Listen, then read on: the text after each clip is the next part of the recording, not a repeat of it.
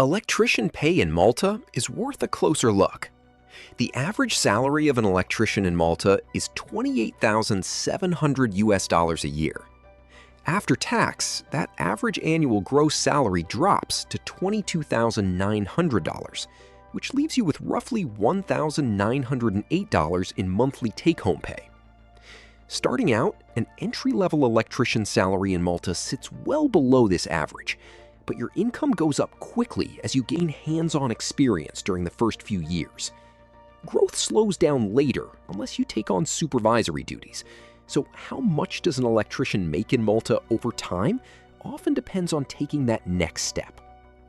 You do not always need a university degree to start, but having formal education adds up to higher pay and helps you move into senior roles like site supervisor or electrical inspector. On top of that, mastering specialized skills like industrial automation or solar installations brings home noticeably more than standard average electrician pay because complex technical work commands higher electrician wages across the island.